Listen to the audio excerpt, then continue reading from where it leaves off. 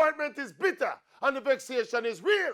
The poor performance of the Sunshine Girls at the Netball World Cup, especially in a context where the experts were saying that we have a real chance to win.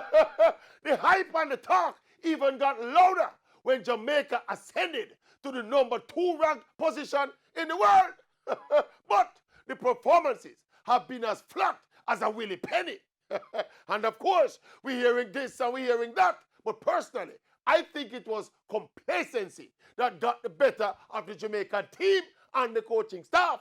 I think the Jamaican camp started to believe in them own hype.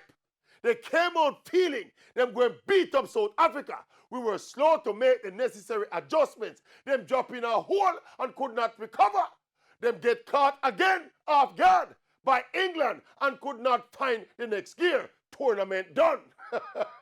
I think Jamaica believed they could flick the switch and rally back and beat these teams. They were slow in realizing that this is international competition, not put on for you. You have to play each team and each quarter and each minute like it's a final. Anyhow, Jamaica went into this tournament as insignificant underdogs. They would be more motivated and more focused and would play with more purpose. It's the hype and the talk get to them head and blow it up.